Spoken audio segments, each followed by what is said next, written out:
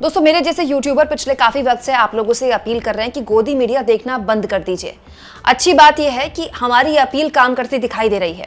दोस्तों आसमान में ड्रोन उड़ाकर, स्टूडियो में दो लड़ाकू विमान आपस में भिड़ाकर, तोप गोले उड़ाकर, खुलेआम फेक न्यूज फैलाकर, आईएनएस विक्रांत का कराची पोर्ट उड़ा देने की झूठी खबरें फैलाकर भी न्यूज चैनल्स को देश के लोगों ने टोटल रिजेक्ट कर दिया है। दोस्तों न्यूज चैनल्स की हालिया टीआरपी इस बात की तस्दीक करती है कि लोगों ने भारत और पाकिस्तान के बीच इतना भीषण तनाव था, दशकों बाद इतना भीषण तनाव था, भारत और पाकिस्तान एक दूसरे के सामने युद्ध की स्थिति में आ गए, यहां से वहां ड्रोन चल रहे, मिसाइल चल रही हैं, लेकिन उसके बावजूद भी देश के न्यूज चैनल्स को लोगों ने रिजेक्ट कर दिया है। दोस्तों अब जो खबर मैं आपको बताने वाली हूं, यकीन जानिए ये खबर देखकर आज न्यूज चैनल्स के पैरों तले जमीन खिसक जाएगी और ये खबर उन तक पहुंच गई होगी क्योंकि ये खबर बार्क के जरिए आई है।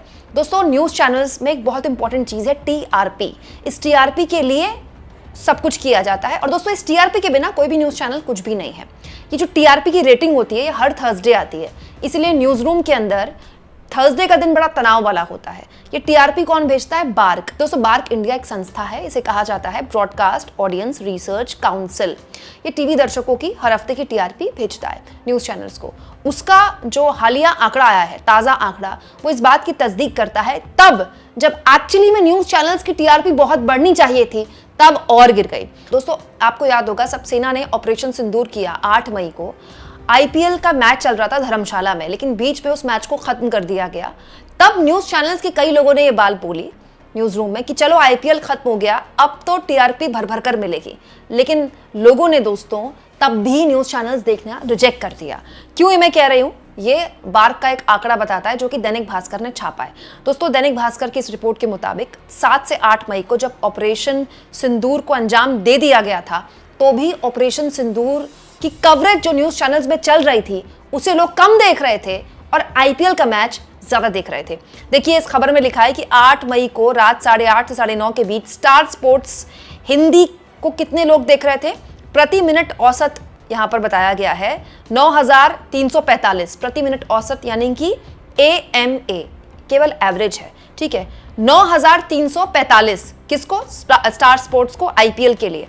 और न्यूज चैनल्स के सारे न्यूज चैनल्स को मिलाकर जो एवरेज निकाला गया है वो है 4,834 AMA।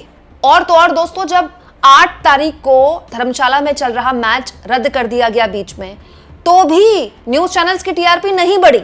दोस्तों जब ऑपरेशन सिंदूर पहली बार अंजाम दिया गया और पहली बार wing commander Vyomika Singh, colonel Sofia Qureshi और विदेश सचिव विक्रम मिस्री सामने आए, आपको याद होगा बहुत ही ऐतिहासिक प्रेस कॉन्फ्रेंस थी वो, पहली बार तीनों ने देश को संबोधित किया। और दोस्तों उस वक्त तो कोई मैच भी नहीं चल रहा था आईपीएल का, उसके बावजूद भी जो कुल सारे न्यूज चैनल्स को एवरेज व्यूअरशिप मिली है वो 3,527 AMA ही मिली, बहुत ही कम। और तो और दोस्तों शाम होते होते व्यूअरशिप और गिर गई। दोस्तों इसका मतलब ये कतई नहीं है कि लोगों का भारत और पाकिस्तान के बीच युद्ध देखने का जो इंटरेस्ट है वो खत्म हो गया, नहीं, लोग लगातार उसी इंटरेस्ट से उस मामले को देख रहे थे, समझ रहे थे, लेकिन टीवी वो माध्यम नहीं था।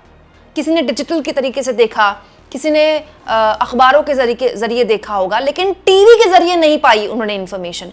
क्यों? क्योंकि लोग टीवी पर भरोसा नहीं करते हैं। और मैं आपको बताती हूँ दोस्तों यहाँ ये भी बताया गया है कि जब 8 तारीख को धर्मशाला वाला मैच स्थगित हो गया और तब उसके बाद जो न्यूज चैनल्स को टीआरपी मिली है वो केवल 4% मिली है, जबकि इससे ज्यादा स्टार स्पोर्ट्स ने टीआरपी ले ली जब वो अपना पुराना रिकॉर्डेड मैच दिखा रहा था। सोचिए दोस्तों कितनी शर्मनाक बात है ये, पुराना मैच देख रहे हैं लोग टीवी पर लेकिन न्यूज नहीं देख रहे हैं। अब दोस्तों इस खबर का एक अलग पहलू भी है। एक बहुत बड़ी जनसंख्या है हमारे देश में जो अब न्यूज चैनल्स देखना बंद कर चुकी है, लेकिन इस तरह की खबरों के लिए लोग न्यूज चैनल देखते हैं तो टीवी पे नहीं देखते हैं। जैसे ऐसी कोई बड़ी खबर आ गई तो कोई भी यूट्यूबर इतनी तुरंत जानकारी तो नहीं दे सकता, तो हुआ क्या कि बड़े स्तर पर लोगों ने न्यूज चैनल देखा भी तो उन चैनल के यूट्यूब चैनल के जरिए देखा। जैसे जिस रात न्यूज चैनल्स ने कराची पोर्ट तबाह कर दिया था, उस रात मैं भी न्यूज चैनल्स देख रही थी, 12, 12:30, 1 बजे तक मैंने न्यूज चैनल्स देखे। तो रात को 12 बजे आज तक को 4 लाख लोग लाइव देख रहे थे, लेकिन वो यूट्यूब के माध्यम से देख रहे थे।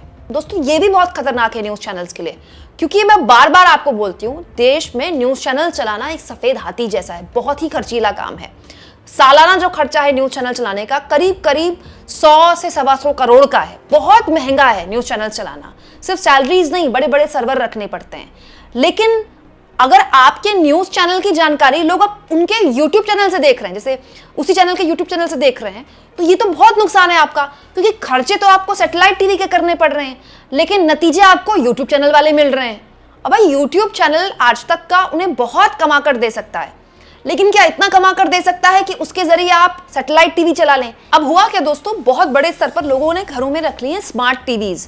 तो स्मार्ट टीवी आप वाईफाई से कनेक्ट करते हैं और उसके जरिए अगर आपको चैनल देखना है तो आप उस चैनल के यूट्यूब चैनल में जाकर सब कुछ देख सकते हैं लाइव। लेकिन अगर आप वाईफाई टीवी के जरिए या अपने फोन के जरिए किसी भी चैनल का यूट्यूब चैनल देखेंगे, चाहे वो लाइव भी क्यों ना देखें, तो उसकी टीआरपी बार्क नहीं ऐड करेगा, क्योंकि बार्क केवल टीवी की टीआरपी ऐड करता है। तो ये बताता है दोस्तों कि न केवल बड़े स्तर पर लोगों ने टीवी न्यूज देखना बंद कर दिया है, बल्कि टीवी न्यूज अगर उनको देखनी भी हो तो वो यूट्यूब के माध्यम से देखते हैं। दोस्तों ये जो पतन हुआ है ये अचानक नहीं हुआ है, ये पतन लगातार सिलसिलेवार तरीके से हुआ है। और ऐसी कई भतेरे डेटाज हमारे सामने हैं जिसमें बताया गया है कि साल दर साल भारत में टीवी न्यूज देखने का जो चलन है वो कम हुआ है। इसका बहुत बड़ा रीजन डिजिटल मीडिया भी है ऑफ कोर्स। लेकिन दोस्तों दुनिया भर में डिजिटल मीडिया आया है। अमेरिका में तो भारत से पहले यूट्यूब आ गया, तो वहीं की कंपनी है यूट्यूब, और यूके में भी आ गया है। लेकिन वहां अभी भी लोग टीवी देखते हैं, न्यूज चैनल देखते हैं, क्योंकि वहां के न्यूज चैनल्स ने डिजिटल से आने वाले खतरों को पहले ही भांपा और अपने आप को डिजिटल से ऊपर रखा। कैसे? अब एक न्यूज चैनल अपने आप को डिजिटल से ऊपर कैसे रख सकता है? अपनी विश्वसनीयता से। देखिए हमारे जैसे यूट्यूबर अपने स्तर पर पत्रकारिता को जिंदा रखने के प्रयास कर रहे हैं, लेकिन दोस्तों एक यूट्यूब चैनल चलाना और एक न्यूज चैनल चलाने में बहुत फर्क है।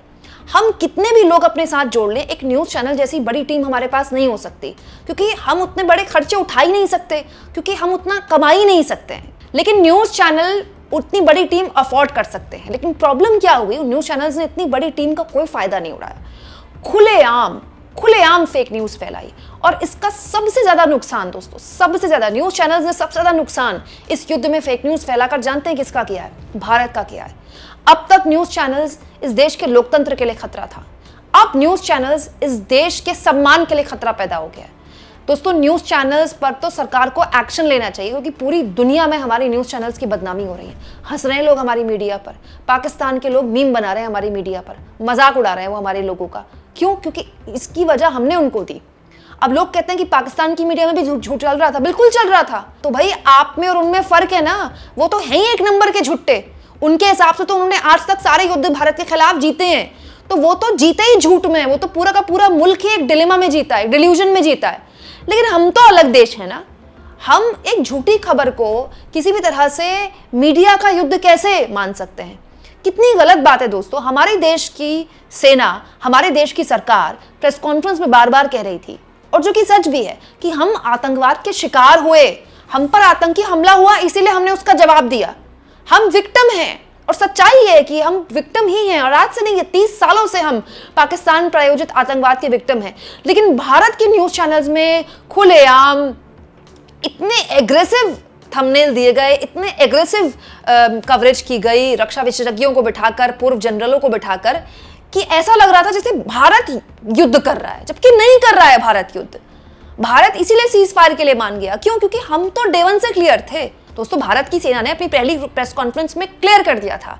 आखिरी लाइन अगर आप उस प्रेस कॉन्फ्रेंस की सुने, जो कि विंग कमांडर व्योमिका सिंह ने बोली, कि भारत ने ऑपरेशन सिंदूर के जरिए जो करना था कर दिया, आगे अगर पाकिस्तान कोई कदम उठाता है तो हम एक्शन लेंगे। दोस्तों अगर पाकिस्तान अगले दिन भारत के अलग अलग शहरों को ड्रोन के जरिए नुकसान पहुंचाने की कोशिश ना करता, दोस्तों कोशिश में इसलिए बोल रही हूं क्योंकि S-400 ने वो नाकाम कर दी कोशिश, 15 शहरों को पाकिस्तान ने निशाना बनाया था, तो हमारी किसी भी हाल में सेना आगे नहीं बढ़ती और ये युद्ध होता ही नहीं। लेकिन सच्चाई यह है दोस्तों कि न्यूज चैनल्स की बेमतलब की एग्रेसिव कवरेज ने देश का मजाक बनाया, विदेशी मीडिया को मौका दिया हम पर हंसने का, और एक्चुअली में जो नैरेटिव हमको दुनिया के आगे रखना था हम वो नहीं रख पाए। दुनिया भर के अखबार हमारी देश की मीडिया को कोट कर सकते थे अगर हम सीरियसली रिपोर्टिंग करते तो, लेकिन हमारी देश की मीडिया ने इतनी वाहियात रिपोर्टिंग की, स्पेशली न्यूज चैनल्स और कई हिंदी अखबारों ने भी, जिसकी वजह से दुनिया भर की मीडिया ने अपने अपने हिसाब से चला रहा नैरेटिव चलाया। आप इस मुद्दे पर क्या सोचते हैं दोस्तों? जिस तरह से आईपीएल के रिकॉर्डेड मैच को लोग ज्यादा देख रहे हैं टीवी पर और न्यूज चैनल्स को कम देख रहे हैं, किसका पता नहीं है? कमेंट बॉक्स में जरूर लिखें और जितना हो सके दोस्तों चैनल को शेयर करें, सब्सक्राइब करें और थैंक्स और ज्वाइन के ऑप्शन से अगर आप चाहें तो कुछ आर्थिक मदद भी चैनल की जरूर करें।